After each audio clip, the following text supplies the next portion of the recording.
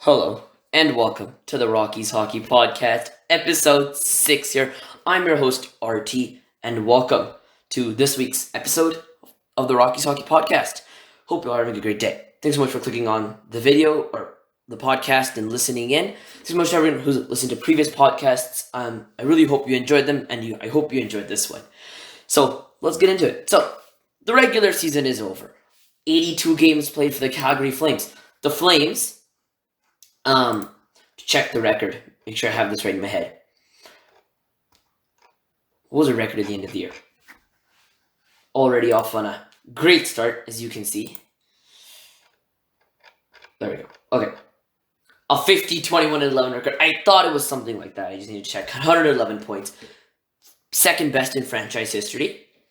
Not gonna, be upset about that. That's a great record. I think it's second after back something in the 80s or 90s when you did better than this. This is better than 2018-19, which is one of the best seasons ever, and not really a good season considering how it went in the playoffs. But regardless, what a year for the Calgary Flames it's been.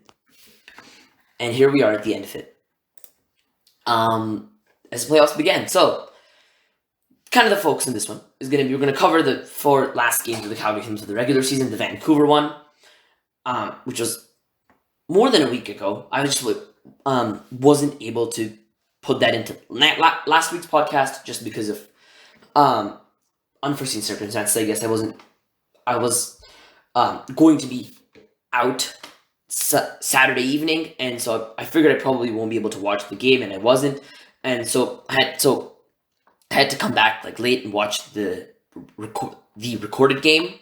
For that, when I came home, it was really late, and I just thought, well, there's no point of me talking about this. The podcast, I might as well just cover this next week. So that's why the Vancouver game is here today. Next, we're going to talk about the Nashville game. That one was a doozy. The Minnesota game. And finally, the Winnipeg game, the last game of the regular season. Then we talk about the playoff preview. Round 1. See what's going to be like Flames Stars, my thoughts on that, how it's going to finish, and all that. And if y'all are wondering about the playoff bracket, I will be making a separate video on that. Just to have a separate thing for that, because I don't want to put this into the podcast, and then that. So if I think that's something that should be a separate video on its own, so I'll be making that. That should be out somewhere around this podcast. This episode comes out, so maybe it's already there if you're listening to this right now. So do go check that out. It's probably I haven't done it yet, but I'm gonna make it probably right after I'm done recording here. So yeah, just do go check it out. So first of all, before we get started, I want you to remind everyone. If you have any thoughts, opinions, comments, questions, something I said you agree with, something I said you disagree with, any things you want me to talk about in future episodes, tell me in the comments section down below. I'll be more than happy to respond and more than happy to put that into the next week's episode.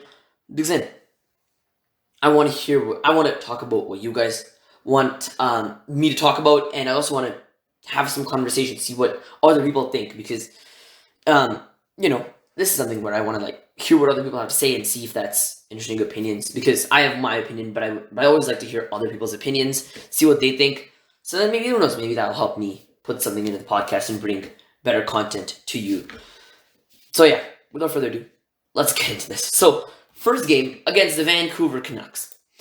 This was a week ago, so I'm going to a little bit refresh my memory here and just visit the game page that talks about the entire game. Okay, so what are my thoughts on this one? Okay, this was a pretty good one. See, this was the game that pretty much killed the Canucks' playoff hopes, which was very nice. I like that. Because I don't like the Canucks. I'm a Flames fan. Duh. How did I feel about this game? This was a fun one to watch. This was a pretty fun one to watch, even though I didn't watch it live. It was a pretty fun one to watch with all the goals and stuff. So, that's awesome. Lindholm gets his 40th, which is awesome. Again, that guy is absolutely just a legend. So, deserves it for sure. There's no doubt about that. To get that 40th goal. He's been one of the Flames' best players. The Flames have had so many good players, but he's been one of them for sure.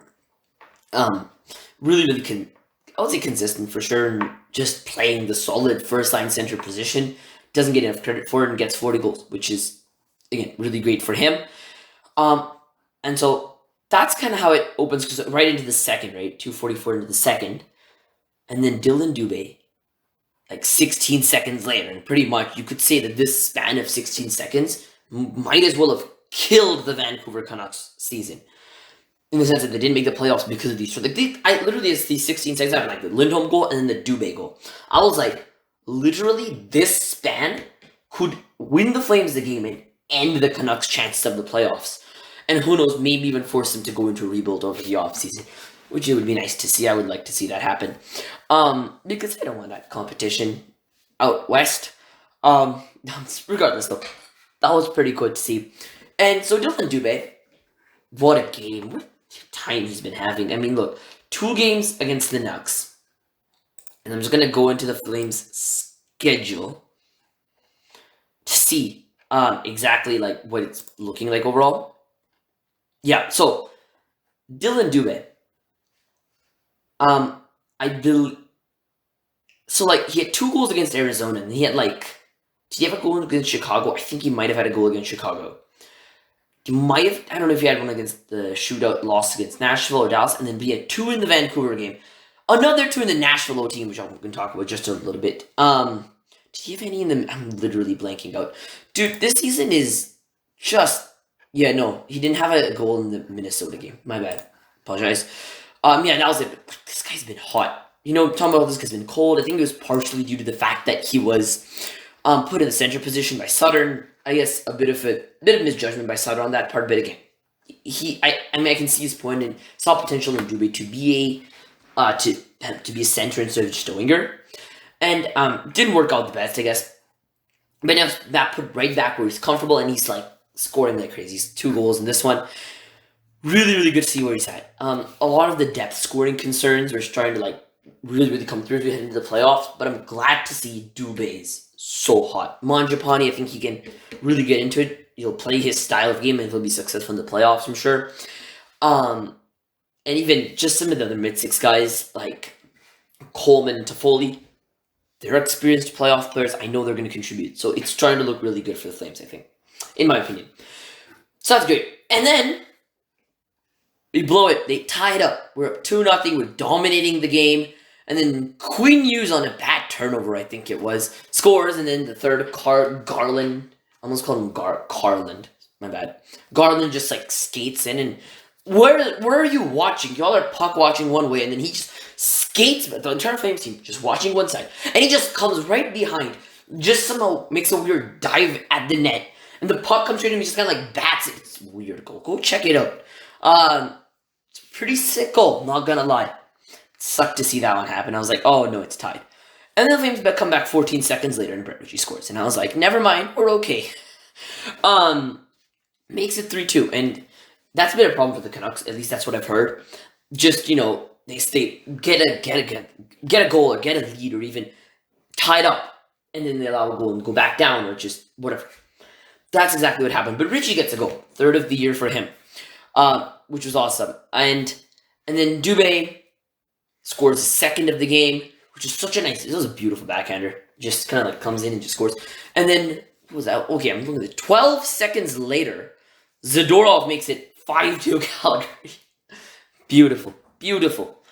And so, yeah, again, these little spans of time, little spurts of time, right? The Lindholm goal and then the Dubé goal happened 16 seconds apart, right? And then the Garland ties it up, makes it 2-2. Ritchie scores 14 seconds later. And then Dubé scores. And then literally 12 seconds later, Zadorov scores. And just throwing the game away. It makes it 5-2. And then they do an empty net with 7 minutes left or something. And I was like, yes, now you better score 7 goals. Because the Vancouver Canucks are the type of team that'll do an empty net. And this is not the first time I'm seeing this. I've seen this so much in games. It always feels like the Canucks, they're down 4 goals. And they'll do an empty net with 7 minutes left. Even if they don't need, come on, you've lost the game, don't do it. Maybe that's a bit of an over-exaggeration. But they're down 3 goals. And in my mind, the rule for doing an empty net is, as long as you're down 2 goals, and you do it with at most, 3.5, maybe 4 minutes left. If you're desperate, maybe a little bit more than that. But, that's the cap. If you're down 3 goals with, 2 minutes left, there's really no point doing the empty net. You're just, the risk-reward is that, chances of you tying it up even with an empty net are a lot lower than them just increasing their lead by scoring on your empty net, if that makes sense. And they actually make it 5-3, make it close, and I say that very loosely because they really didn't. Made it 5-3. Pettersson scored on the rush, and it was just like, come on, finish it already, right? And then Johnny Gaudreau gets the empty netter, gets his 39th, and I was like, okay, happy. I'm fine. Gaudreau had 2 points in this one, just pushing him up the league rankings, and we'll get to that after I talk about the Winnipeg game, just to finish off that conversation. And that's my thoughts. What are my thoughts on this one? This one was a fun one to watch. It was pretty electric, top to bottom. Just looking at some of the points. Tanev had 3 apples, so that's 3 points. Zadorov had a goal. Hanifin had a point. Look at the defensive numbers right now. Vladar was in goal for this one, so really awesome for him. Really, really great. And 2 points, right? Backlund had an assist. That's a point. Gaudreau had 2 points, a goal, and an assist. Kachuk had an assist. Louis had an assist. Lindholm had 2 points, a goal and an 2 points, goal and an assist. Dubé had 2 goals. That's 2 points. And yeah, pretty awesome, pretty good game, I think. Shouldn't have been that close, but I mean, at the same time, at this point, it's just kind of, finishing strong with the regular season. Something the Flames haven't really done. Let's get to the next game. The Nashville game. Oh no, this one was a really fun one, by the way. If you didn't, for those of you who watch this one, you know what I'm talking about. I would say probably the most happening game. It's up there with the 9-5 win over Edmonton, and then 9-1 win over Arizona, and then plus a couple of the other really good ones, like the 6-0 win. But this one's up there. This one was a really fun one to watch. I hated how close it was, and I hated how they had the lead for most of the game. But regardless, I believe this game had 74 hits, and a total of 56 penalty minutes between both teams. 30 from the Flames and 26 from the Preds. We had 2 fights, if I'm not mistaken. And Kachuk and Duchesne were going, God, this was a fun one to watch. This was a really, really good one. Yeah. So what happened in this one? So first period, pretty okay game. Dubé scores. Dubé had 2 goals in this game. But yeah, Dubé scored, and then they made it 2-1 and stuff, and then Yossi scored. So I think the thing was on interference. It should have been interference, and he didn't call it, and then Yossi went on to score literally the same play. On the same play, Duchesne gets a goal, and then Dubé, and then Forsberg, makes it. See, it was kind of like a back and forth game, but we were chasing for most of it, which sucked. And then with 0.1 second left, Kachuk ties it up, and it was this crazy moment. Like, the fans were throwing towels on the ice as he scored. They thought the game was over. Yay, we've clinched! Said the Predators. And then Kachuk tied it up, which was really awesome. As moment, I was just like, put my head down, watching it. I was like, yep, okay, this is over. Great job, Calgary, losing this one. That was in your hands for a lot of the time. You opened scoring. And you were in for a bit, but then you took 20 penalties. I was just disappointed. And then Kachuk tied up. I'm like, why are they cheering? It went in the net. Sure, it's probably over. And then it wasn't. And I was, yay, happy. And then Lindholm puts it away in OT. My thoughts on this one. Flames took too many penalties. That's the first thing that comes to mind. They had 2 power play goals. 2 of 7 was the Nashville power play. Our power play was 1 of 5. So then 1 power play goal per game. That's kind of the Sutter mentality. Just get a power play goal per game. That's pretty solid. But they had, which is good on our part. But the PK, 2 of 7. This is an electric game, by the way. And I think this game is one of those outliers where if you made some mistakes, that's fine. But you really, really showed that you know how to win in these kinds of circumstances, like these playoff type games. And we would have faced them in the playoffs. Like, this would have been, we would have seen 4 to 7 games of this. If it wasn't for the Preds blowing a 4-goal lead to the Coyotes of all teams. Beautiful. I really did enjoy it. This is a fun one to watch. A lot of stuff. The Lucic hit. Whew. I'm surprised Duchesne didn't get injured. But that was a hit and a half right there. Yeah. I don't know really what there's to say. This was a really, really good game. I'm happy with how it ended. We won the game and stuff. And I would have also really put a lot of emphasis in this one with the Saros injury. It would have meant a lot for the Flames. And when Saros went down, I was like, obviously I felt bad for him. But then I thought, well, pretty good considering the fact that we could see them in the playoffs and they've lost. A goalie who's pretty much a top 5 goalie in the NHL this year. And he went out. And so it's kind of this odd moment where I was like, oh no, now what? Well, he went out. Former Flame David Riddick, that guy. I mean, really great guy. Shouldn't have been traded, if you ask me. But what are you gonna do? But yeah, Riddick comes in. He faces 5 shots and lets in the game tying goal with a 0.1 second left from Tkachuk, and then the OT winner. And so when Saros went out, I was like, okay, so now, like, I was pretty scared to face Nashville. I was like, Nashville's really good. Like, they could still pose a pretty big challenge for the Flames in the first round if we get them, and I was kind of hoping to just see the Stars instead. And when Saros went out, I started thinking, and I asked a lot of people, I talked to a lot of people about this. Would you face a Saros-less Nashville first round? Because they said he would be out. That was likely that he was going to be out for the first round, Saros. Would you face a Saros-less Nashville in the first round? Or Dallas? And I was like, I was on the fence. Really on the fence. And then actually, finally, I still decided that I would still take... in my eyes, it would still be better to take Dallas, which is what happened. Decided to take Dallas instead of Saros-less Nashville, just because Nashville still has pretty solid guys like Forsberg, Duchesne, Yossi, who's like Norris. Crazy season. He's putting up like forward level numbers. So, which one I would take? I would 100% take Dallas still over them. And so, that's what we got, which was pretty solid. And I think part of the reason we didn't get Nashville is because they didn't have Saros for the last 2 games of the regular season, and that kind of let them down as well.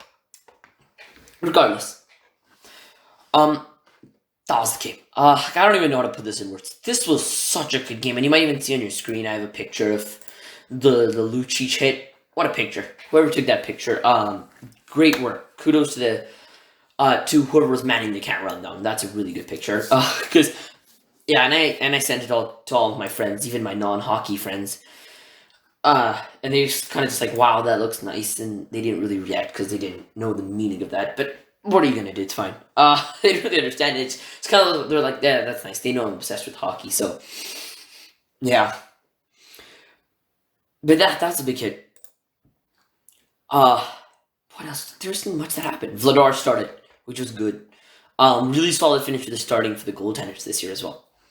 It's kind of my thoughts on this one. This one was a pretty fun one. I mean, this one's good game. Also showed me, and this is, I guess, a bit of an older thought, and now not applicable anymore.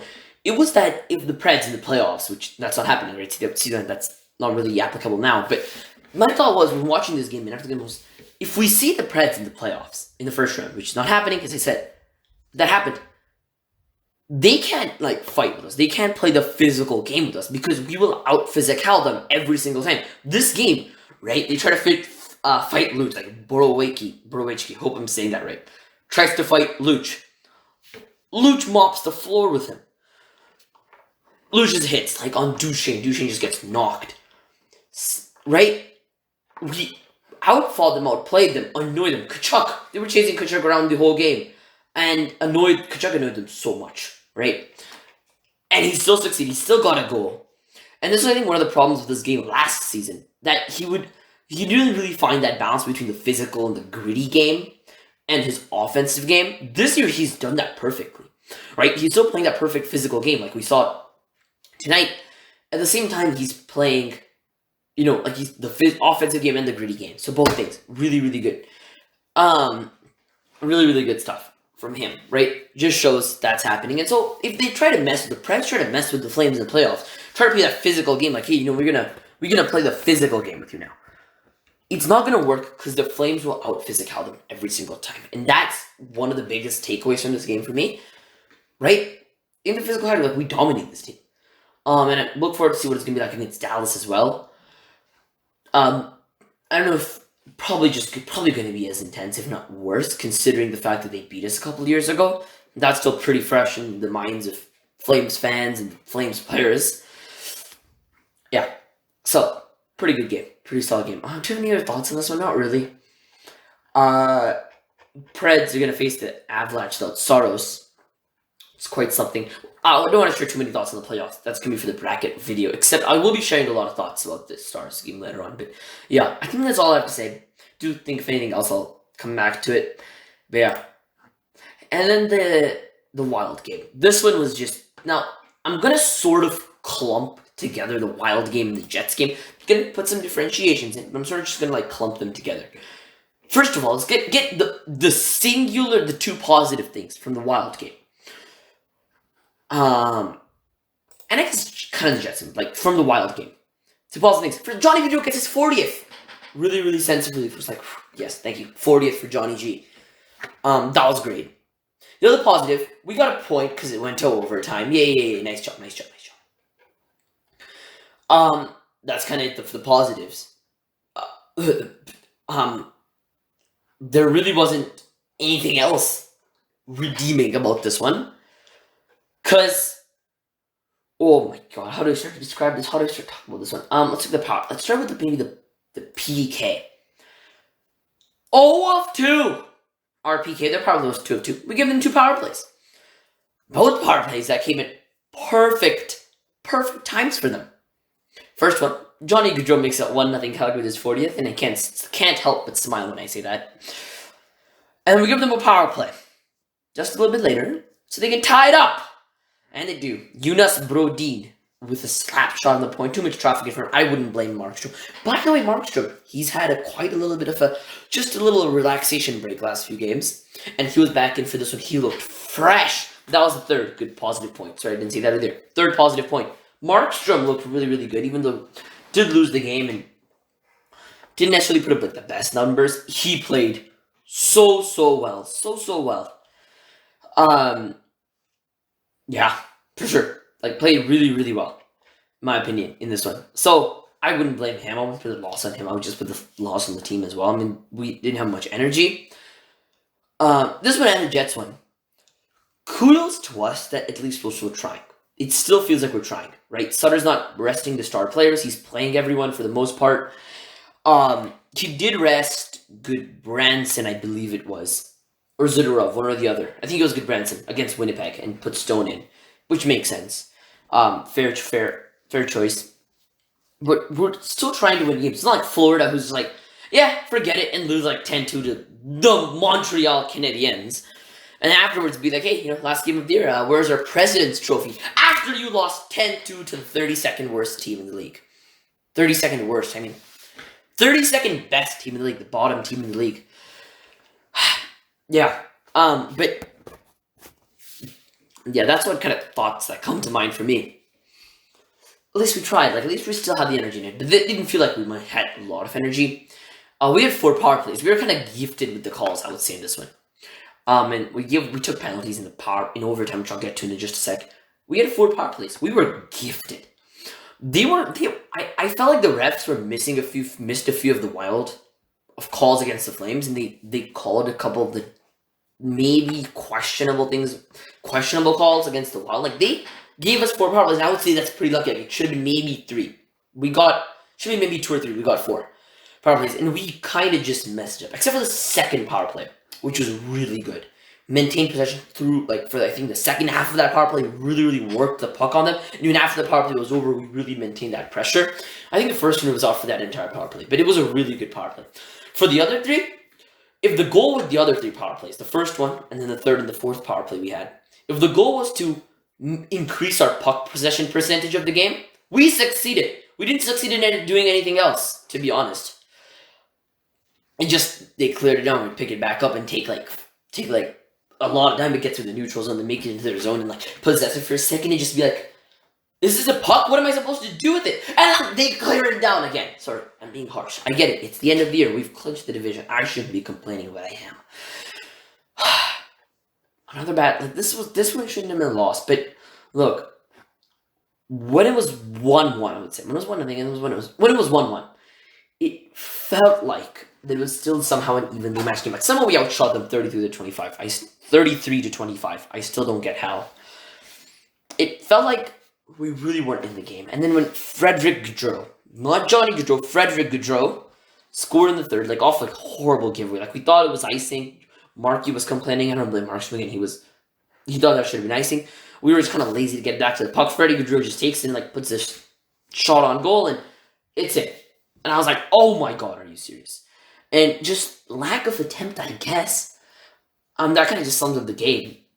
Not that we weren't really trying, but it felt like they were outplaying us, which made us look worse, and maybe we weren't as bad as it may have seemed, but considering how well the Wild were playing, again, they're fighting for home ice advantage in the first round against the Blues.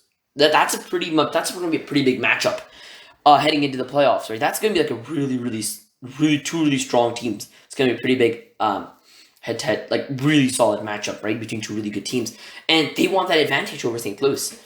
With the home ice advantage, that's why they had a lot of fight in them, and it went in. They made it 2-1, and I thought, well, really, it wasn't in our destiny.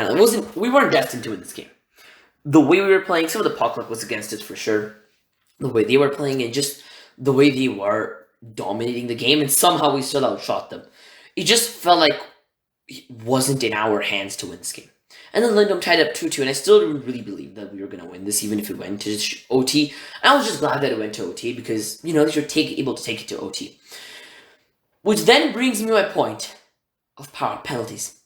Let's take a look at the Flames schedule. I would like to share a point with you. This game against Minnesota went to OT, right? Before that, the Nashville game went to OT, but that's a different story. Before that, the Nashville game, I went to the shootout, we lost in the shootout. That was in OT. That went to OT. And then you have to go a little bit farther back, quite the ways back, into March, end of March. We had a shootout game against LA, which we lost. That went to OT. So that's our last one, and then 2, 3, and 4. Last 4 OT games, right? Going backwards, Minnesota, Nashville, that we won. Before that, another one against Nashville in the shootout. Before that, the one in the shootout against LA. 3 of them in OT, we took a penalty. And I'm serious. 3 of them, we took a penalty in OT. The Minnesota one was closing a hand-on puck from Rasmus Anderson. I'll get to that. Before that, the Nashville game, which we won in OT, we didn't take a penalty. Before that, the one in the shootout, that went to the shootout, we lost in the shootout to Nashville. That one was in OT, and we took out too many men, for God's sake. And then the one before that, against LA, I believe there was some kind of stick infraction against Lindholm, and I could be wrong, but I think it was that against LA. Last 4 games we've gone to OT, we've taken a penalty. That's not 3 of the last 4. And the one where we didn't take the penalty, we won in overtime. The other 2 were kind of blessed. We were able to kill them off, and then we were able to take the shootout. But we would have probably won them in OT if we didn't take that penalty. But with that, we took that penalty, preventing us from scoring, but we also prevented them from scoring. But under the circumstances, we wouldn't have been able to score, if that makes any sense. So therefore, it went to the shootout. And we lost in the shootout. Because why? Because we don't try in the shootout. We suck in the shootout, even though we shouldn't. That happened against LA and Nashville. We don't take a penalty against the second game against Nashville. The second game that I'm talking about here against Nashville, the 5-4 one in OT. We don't take a penalty, and we won in OT. In OT! Shouldn't we have the full capability to win in overtime? And then in this one, we take a penalty, and we're not blessed, and we lose. And we give away a power play at a crucial moment in overtime, and Kirill Kaprizov scores. Brings me to the point. Can you not handle the pressure? Is that the problem? That we can't handle the pressure of overtime? Which, I mean, man. I'm just gonna put that out there, right? Can we not handle the pressure of overtime? Is that a certain weakness that this team has? Just gonna put that out there. But, okay, regardless. Yeah. Is there anything else really that I have to about here? And yes, the penalty that was taken. Maybe you took an interference, a holding, a tripping, when they really had a good scoring chance. Forgivable. Do you know what call it was? I would like you to take a wild guess, and I mentioned that earlier, but if you didn't hear me, take a wild guess if you don't know what the call this was. What would you have guessed? It was the dumbest penalty ever. What would you have guessed? Tripping in the offensive zone? Maybe interference in the offensive zone? Maybe you went for a scrum after the whistle in overtime? It was closing the hand over the puck for Rasmus Anderson near the boards behind it. It was so dumb. The stupidity of that penalty, the stupidity of that play. I cannot comprehend. I cannot tell you about it. You have to find it online and watch it. Please do. Please do. If you haven't seen what happened. It was almost as if Rasmus Anderson was a fielder in cricket. The puck was the ball, and the boards were the boundary. He was just trying to protect the ball from going to the boundary so that the opponents wouldn't get a 4. If you know cricket, that makes sense. If you don't, well, just assume. Desperately trying to stop the puck or from touching the boards. Like, just doing anything in your power to stop it. Randers was kind of like cradling. It was so dumb. And I mean, I guess it makes it Razzie was arguing the call. And I think that was fair for him to argue.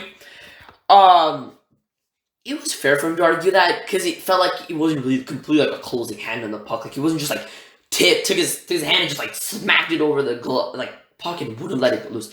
He was just trying to sort of like corral that with his hand, and in that mess, he kind of like put it too much over and maybe really like controlled the hand over, like controlled the puck with his hand, sort of covered it and sort of moved around. But it makes sense what was argued, but it makes sense according to kind of the basis of the rule. It is a call, and so you can't completely argue that. It goes to the box. And when I think about Razzie's game, and first of all, I don't get why you had to like use his hand there and stuff. Might go and check that out afterwards. But when it comes to Rasmus Anderson's game, what I will say is that this guy, and again, I'd love to hear what you guys think about this. In my eyes, this guy's the defenseman of the future for this team. He's going to be probably the biggest one. And there's Shillington, there's Hanfin, those guys also. But no doubt in my mind, Rasmus Anderson is going to be one of the bigger, more crucial defensemen of the future for the Calgary Flames. He's only 25. That being said, he's only 25. That being said, his game has matured so much. And I gotta say, I started watching this year. I'm not even talking about that. Forget last year. This season starts. And Rasmus Anderson is a guy, like, you feel like he's so good, and yet he doesn't, like, always exercise that so well. At the start of the year. Like, what I observed. This guy on the power play, he's manning the blue line. And at that time, kind of, for me, idea was that Razzie would be the only guy at the blue line, while the other 4 forwards would be kind of, like, closer to the net. And so, you typically would have 2 defensemen at the point. Like, you might have 2 defensemen manning the point on the power play. Or like a forward there instead. It wasn't the case, it was just Razzie. And every time they would clear the puck, even if it was near Razzie could never stop that thing from crossing the blue line. It would always let that go down, and he would have to go back and recover. And on the power play, that's kind of the unconfidence. He was always passing the puck. Sometimes he would shoot, but he would shoot at the dumbest moments on the power play. On the rush, when there's an open pass to score, he won't pass and he'll shoot himself and it won't go in the net. He'll shoot at the wrong times and he should have passed, and he'll pass when he should have probably shot. He does that a lot, and it felt like this guy just needs to get his offensive game, just to get that game together. He would make some of those dumb mistakes, take some dumb calls, right? Even at the start, I think it was the first game of the year. He goes after Taylor Yamamoto, tags him kind of, and he gets a 4 for that. And it was just a dumb penalty that he kind of took out of emotion and just wouldn't make the right plays. The year progresses, he's making the right plays. I can't remember the last time where he wasn't on the power play where he wasn't able to stop, where it was possible for him to stop the puck from going out of the zone on the power play, on Flames power play, and where it was possible for him to do that, and he wasn't able to. I can't remember the last time he made that mistake of not being able to stop the puck from going out of the zone.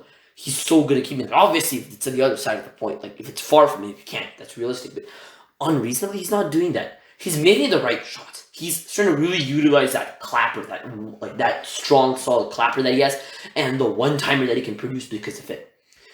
And he's scoring. He's joining the rush at the right times. He's shooting at the right times. He's passing at the right times. And his game has matured so much.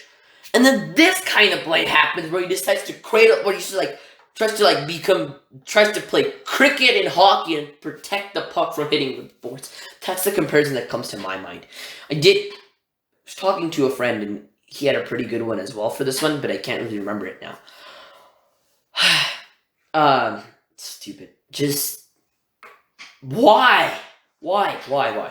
And also, Kirill Kaprizov scores. He can't play Markstrom. Again, Markstrom played so well in this one.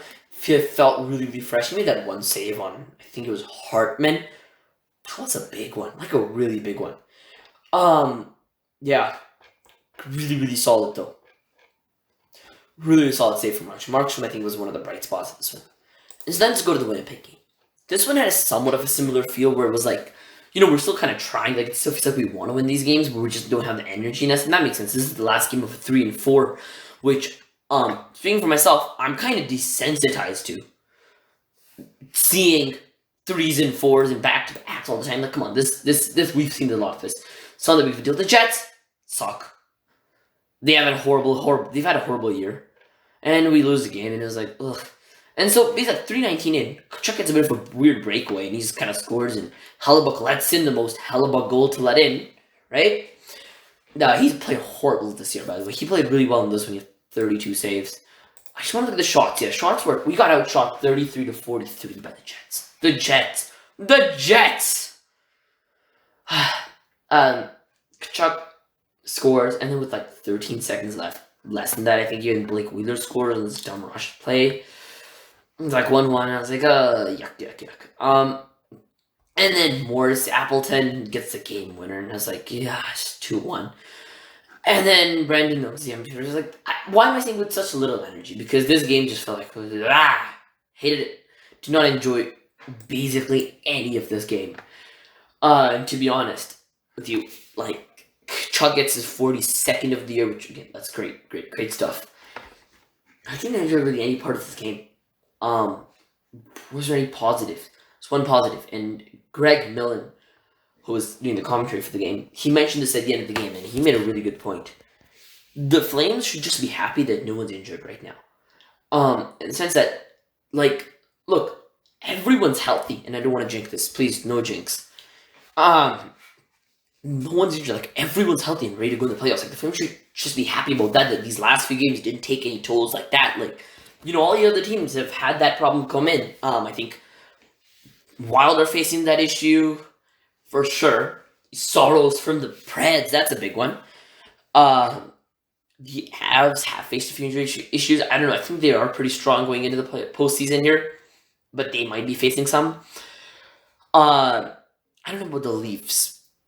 But, like, I'm trying to think of the top, like, I don't know about the Leafs or the Panthers were resting some of their top guys.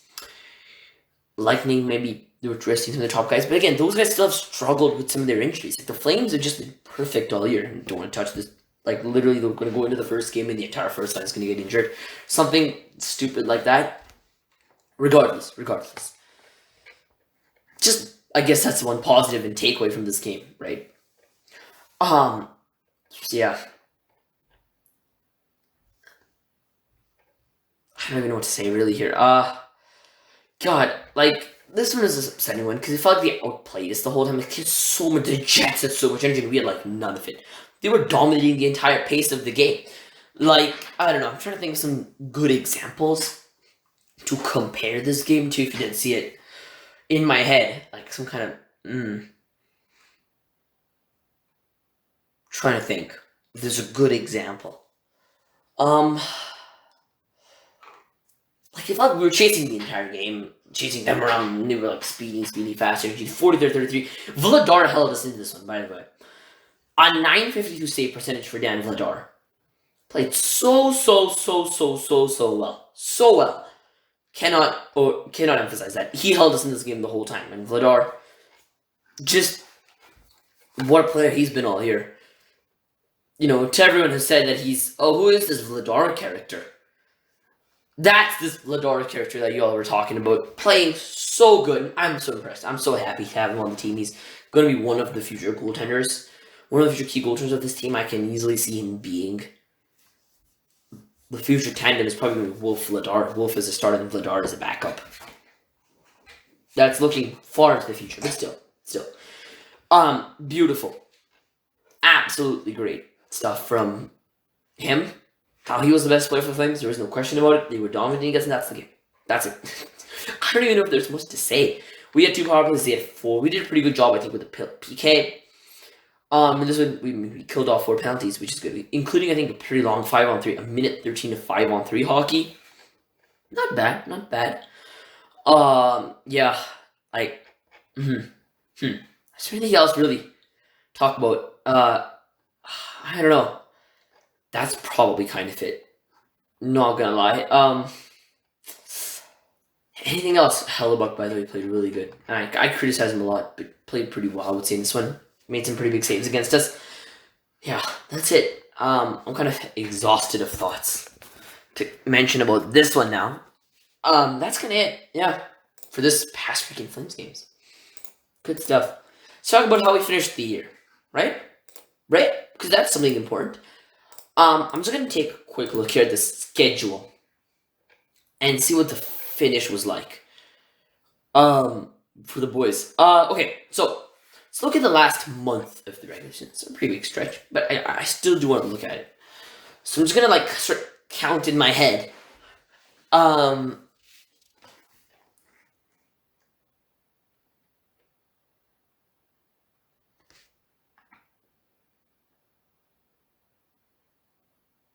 Sorry for the silence. Okay.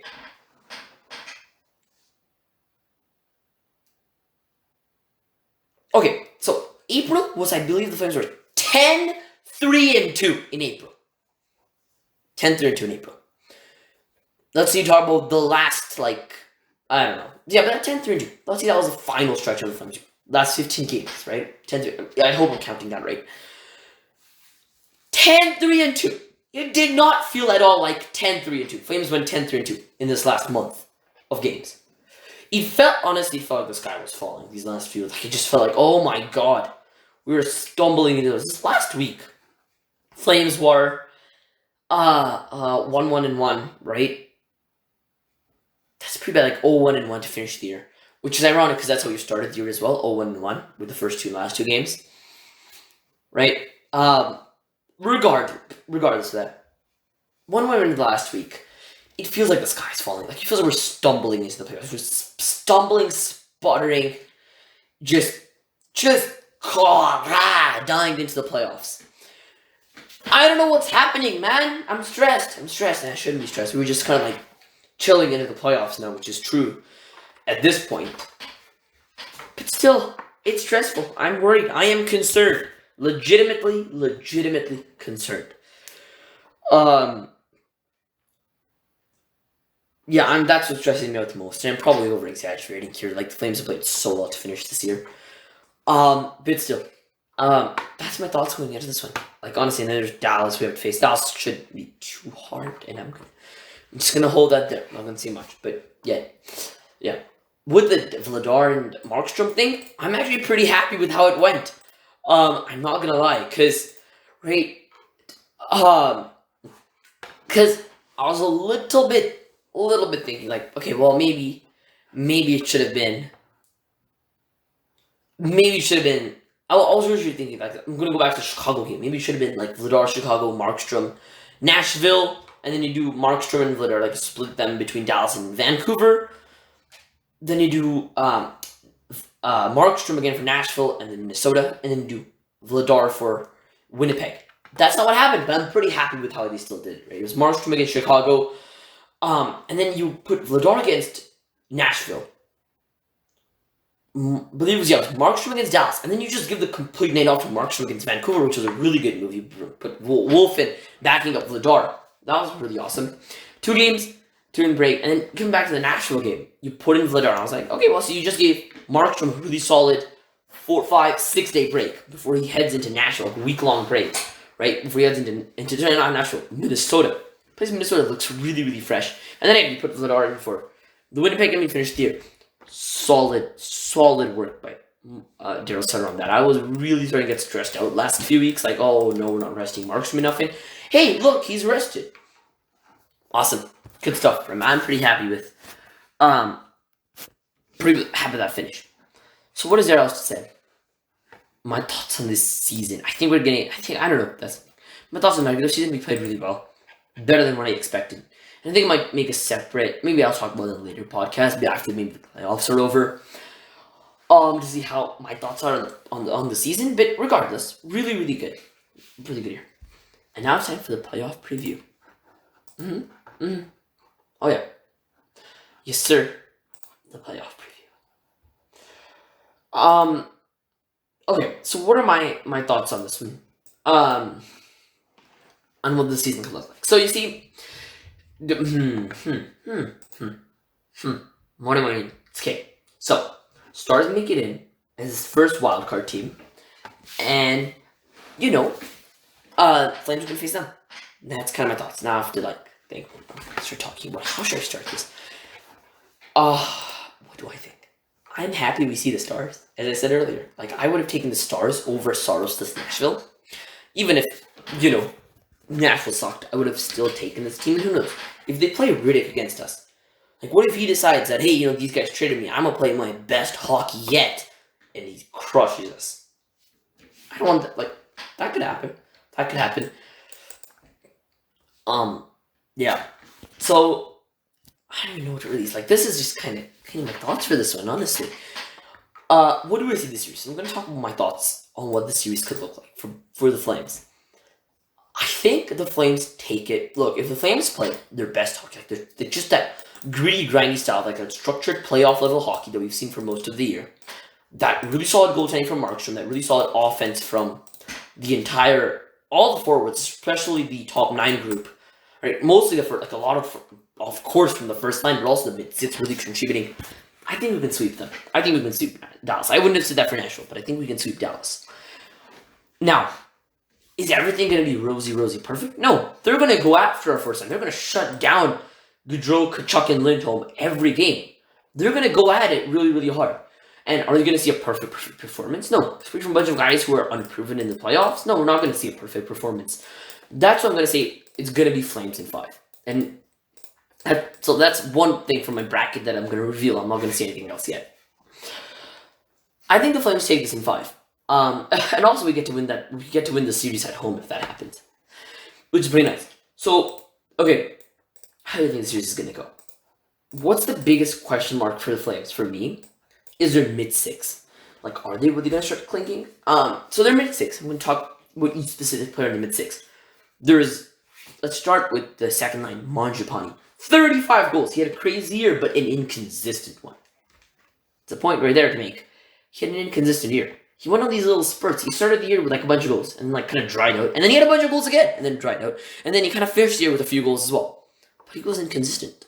Talk about if he played consistently, he would have easily had 40. 40, maybe even 45. Who knows? But he wasn't consistent. But I kind of see it, you kind of talk about the season in waves where he would really, really go up and then really go down. I think he's sort of poised to getting, his game is really improving. Right now, I would say of late, my apologies, I'm trying to readjust my headset. If that made a bit of a clicking sound in the audio, I do apologize. I think Mangiapane, he's sort of climbing right back into it. He's sort of kind of getting back to the flow here, which is really awesome. I would love to see him in the playoffs. I think the game he does play in the playoffs, it's going to be really successful for him. It's going to prove successful for him. There's no question in my mind. Because he just played kind of a bit of a gritty game, bit of he can score in a lot of different ways, and I think that's going to be helpful in the playoffs. So that's good. There's Backlund. Backlund, I think he's seen a bit of a shift in his role. I would say he's there to be about a 20, maybe a 15 to 20 goal scorer, and then a 40 to 50 point scorer. On the high end, he's more of a 40 to 50 point scorer and a 20 goal scorer, or 40 to 50 points, 20 goals in a year. On the lower end, maybe he's 15 goals and 30 to 35 to 40 points, right?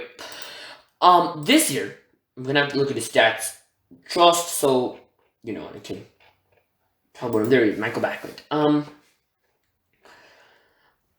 This year he has 82 games played. He's played all 82. 12 goals, 27 assists, and 39 points. Plus 16, plus minus. Pretty solid stuff, I would say. 12 goals, 39 points. By Backlund, maybe he didn't play his full game, and I know he's had some pretty bad stretches. Sutter's talked about it throughout the season. He's talked about it at a point in the season. He was talking about that. I would say his role has also kind of transitioned. At a point in this Flames team, the offense was with... Let's talk about 2018-19. Start there. The offense was with Gaudreau, Monahan, and Lindholm on that first line. And then Tkachuk, who was in the second line at that time, along with Backlund, who was with him, and Frolik. And the pressure was a lot on the first line, and a little bit on Tkachuk and LT Backlund and Frolik, 3M line. And then the bottom six contributed minimally to that team, in my opinion. And a lot of the pressure was on those guys to do a lot of the offense. First line, and then if not the first line, then it's Backlund, Kachuk, and a little bit of Frolik, who do a lot of the offense. At that point, I think Backlund's role, one of his biggest roles, was to be offensive, like to score goals. And I'm just gonna take a look at his numbers from that year, 2018-19. Just so I can put a bit of a comparison to it. 2018. There it is. 2018-19. Here in 77 games played, 21 goals, 26 assists for 47 points. Plus 34, plus minus. He was playing on a really solid offensive line as well. So that's the thing for sure. He had a really good year that year. That is his career best, by the way. That was also surrounded by 2 45-point seasons the year before and after that. So I would say that was kind of his, but he also did 50. So, okay, never mind. I take back what I said. His best year came in 16-17 with 22 goals, 31 assists, and 53 points. Okay, so I do take that back. That was the best year. But again, it was these days, this was the time. He also had a 47-point year before that. So yeah, he had a pretty solid stretch. Then I would say that was his peak of his career. 15-16, he had 21 goals, 26 assists, and 47 points. Okay, so yeah, I do take that back a little bit. But again, that was kind of his peak. That was kind of the time where he was really, really solid hockey. Really solid hockey for him. And that was when he was expected to generate offense. His role has shifted. This is the best year the Flames have seen ever. The second best year the Flames have seen, statistically ever. And the best year Michael Backlund's been part of for the Flames as a team. Not his specifically, but not individually, but as for the Flames. His offense has declined. And that's because I would say his role has shifted to more of a shutdown role. Like a second line center with a shutdown role. Shutdown center. That makes sense. Because look, that offensive responsibility has shifted from just the same guys the core four back then, right? Gaudreau, Monahan, Lindholm, and Kachuk. Along with probably Backlund and then from back in Gio, who generated some of that defensive offense. It's shifted. Now there's so many other guys to take on that weight, right? There's obviously Gaudreau, Lindholm, and Kachuk who are doing so much, but there's Mangiapane, who's really, really come to the forefront. Dubé. Coleman, who's in the line, maybe he's not doing the best, but he's there. There's Toffoli. There's Yarnker, who came in midway through the year as well. And the fourth line does some stuff. In the defense, they're generating so much offense. That role, a lot of that pressure on Michael Backlund's decreasing. His role has become more of a shutdown player. And I think that's part of the reason why his offense has declined. There was a point where it sort of felt like he wasn't generating offense and really felt like he wasn't generating enough. But I think he's really found his role. He's a solid penalty killer as well. So I'll take that, And so that's kind of my thoughts coming for him. Good. He's going to be a pretty solid player in the playoffs as well, I think. Then there's Toffoli. Okay. He came in really, really hot for the Flames. And then he cooled. He's really, really slow right now. He's cold. He hasn't done too much in the last few games. What would I say that? I don't know. Okay. I definitely think that I'm talking about Toffoli. Toffoli could be playing much better than he is. Of late especially. But I think he can still I think it's the playoffs where he's going to shine the most. Look, he's just had a cup run last year. He has that playoff experience. He has Stanley Cup. He can still do a lot, and I think he's one of those guys that I'm going to wait for the playoffs to really put a judgment on. And here's the thing. If he doesn't do much this year, which I really, really hope that's not the case, he's here for 2 more years after this one, right? And then there's going to be that talk Flames should have given him a first for a guy who doesn't do much and taking on that $4 million cap and whatever. He's still here for 2 more years, and he can probably still do a lot more. Which just puts a bit of relief in me. It's good stuff. Good stuff. I think he's still come back into a lot. I really do think he can. So, good. Okay, so maybe he's a little bit cold. You go to the third line. Dylan Dubé, I don't have a single complaint. He's red hot going into the playoffs. He has so much to bring. If you want to shuffle around the mid-6 to see if you can get a spark, Dubé, you could put Dubé on the second line now. That wasn't a thing for a lot of the season. And there's Yarncrow. Ooh, that's a tough one to think. You mean you give a second, I think it's a third, and then a seventh for him. He's been underperforming, and I really, really hate to see that happen. He's he has it there. He has the skill in him, and I think he was playing so well because he had a lot more opportunities to play well in Seattle. Because he was, I believe, maybe even a first line forward, maybe second. He was a top six forward there. Here he's, a third line center for the Flames who doesn't get as much time. But yeah, he could be playing way better. There's no doubt in my mind. Again, he's one of those guys I'm just hoping comes into the playoffs. But that's a stressor point for me because, he should really be playing better than what he is. That one's a bit of a concerning point for me. But still, what are you gonna do? There isn't much. Yeah, I don't know. That is a little bit of a stressing point. But yeah, what are you gonna do? Yeah, Jarkko Coleman. He's heating up a flate. He's had a few goals last few games. Okay, a few points, just here and there. I'm gonna take a look at just some of his statistics for Blake. There it is. Okay, so this year he had 16 goals, 70 assists for 33 points. So not playing to the role that he was supposed to. Oh, in the last 5 games he doesn't have a single point either. Oh, okay, I take back what I said. Okay, 70 points last few games. Let's go into the full-on game logs. He had 2 points against Chicago, a goal and an assist. He had a goal against Arizona before that, and then a goal against Seattle. So he was it seemed like he was sort of there, and sort of cooled off last 6 games or so. But I think he can still bring a lot to the table in the playoffs. He has so much. He's looking for his 3rd straight cup. If that's not enough, I don't know. I definitely think that he can be contributing more, but again, the playoffs, I think that's where he's going to flourish the most. So that's my thoughts on the mid-6 situation. Then there's always the 4th line. You got Luch, you got Louis. He's going to be another shutdown player, Lewis, sorry. And who else is there? There's Ruzicka, who might be. Richie. There's Carpenter, who we got at the trade deadline. So a bunch of these guys are going to come in and play. Okay, so that's kind of the depth forward / 4th line situation. That's my biggest concern going into the series for the Flames. But we'll see what happens. Goaltending is set. Now let's go to the Dallas Stars side of things. I look at them and I think, well, look, they have holes. Goaltending. Flames are goaltending sorted out. Look at the Stars goaltending. Holtby's injured. Khudobin is out for the year. So that's their top 2 goalies. There's Ottinger. Hope I'm saying that right.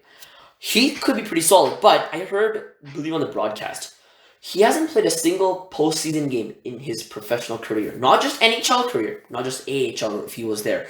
Not minor, not before draft. He's never played a single postseason game in his professional career. I was like, what? And I was like, okay, well, so who knows what can happen. He's unproven in the playoffs, not just in the NHL, but any other level. I'm looking at some. They have Wedgwood, who's playing with, I believe, his 3rd team this year. He started in New Jersey, got picked off waivers by Arizona, got traded to Dallas. Are we going to see Wedgwood in the playoffs? I don't know. That's a pretty big question mark for me. I don't know what they intend on starting, and we probably won't find out anytime soon. That's a pretty big thing for the goaltending. What about Ottinger? If he just, as a rookie, just falls apart in the playoffs? What if? You never know. What if, Ottinger simply falls off? There's some A-shield guy, I don't know who that is, Wedgwood. You can't rely on Wedgwood. That's a bit of this is pretty serious stuff for the Stars, which makes me a little bit happy in the heart. We're really good at tear through this team. Stars, there was a talk they needed one more star defenseman. They've got, our boy Heiskanen and Klingberg. They don't really have too much else going back there. I feel like this is a team with holes and a team you can really, really break apart. Who are the main guys I'm kind of scared of? There's Pavelski, who is known to be a flame killer. Because you looked at the Sharks, beat the hell out of the Flames. He was with the Stars when we saw them in the playoffs in 2020. beat the hell out of us. He's been no, that's it, kind of. Okay. He's been really good for the Stars this year, and yeah, that's one guy that concerns me. There's Robertson, who I think he's really going to do some stuff. So has Robertson ever been in the playoffs before? This is a dumb question. I don't think so. I do not think so. So yeah, is there anything else really? That's kind of it. That's kind of it. Honestly, Ben and Sagan, yeah, they're flame killers, but they've been pretty cold. They've underperformed. They have definitely underperformed this year. That kind of sums it for me. Let's talk about the previous experience. So if you don't know what happened previously,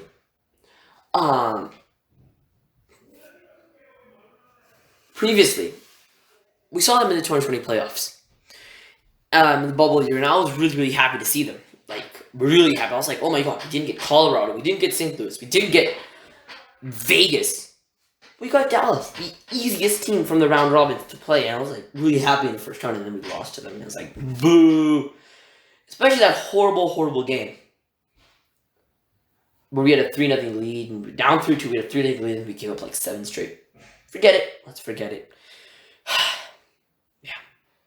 Revenge is one of the keys here, but I'll see what happens. Sutter's really brought a lot to this team, and that's going to be the biggest point. I don't know what much to say. That's my thoughts on this series. Is there really anything else to say? No, not really. I think this podcast has to be one of the shorter ones. It's just a little bit over an hour. So, that's kind of it.